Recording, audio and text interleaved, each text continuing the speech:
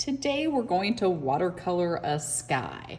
Now, you might think sky can only be blue, but if you think about when the sun sets and how the sky turns pretty colors, you can honestly do your sky any color you want. So, I'm gonna take my brush, and I have it right now in the water. We're using watercolor paints. So we need the water and we need the colors. So what we're gonna do is I'm gonna take some water, and let's say that I want to start off with, maybe today I wanna do a red, orange, and yellow sky. So I'm gonna dip it in the red. Now you don't wanna just dip it once. You wanna swish it around at least 5 times.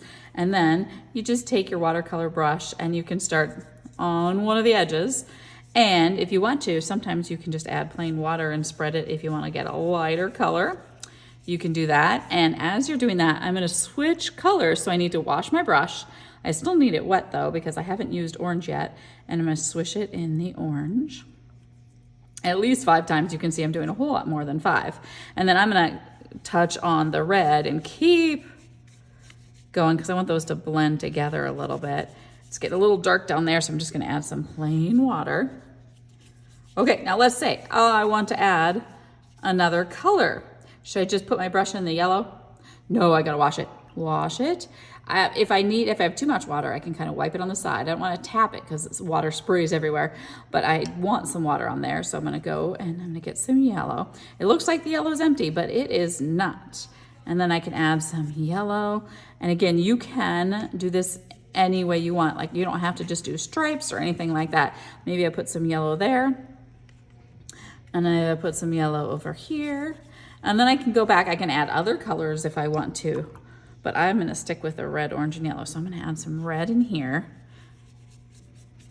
And that's a little dark, so I'm gonna add some water. And I'm gonna keep going until I get the entire piece of paper painted. I'm gonna pause it, I'll be right back. Okay, my painting's done. I look around and see if I see any white spots. It's okay to have these little drippy things. Now, when I lift this up to take it to the drying rack, I'm gonna have to use 2 hands because it's so wet. If I use one, it's going to just drip all over the place. I'm gonna take this to the drying rack. Have fun. For cleanup, what you're gonna do, project to the drying rack first, and then your paint tray. They're really wet right now. We need to leave it open so it can dry. So I'm gonna set that the top of the table, or if there's trays at the table, you can put that there. Brush, I'm gonna take up and I'm gonna put it in the Cool Whip container.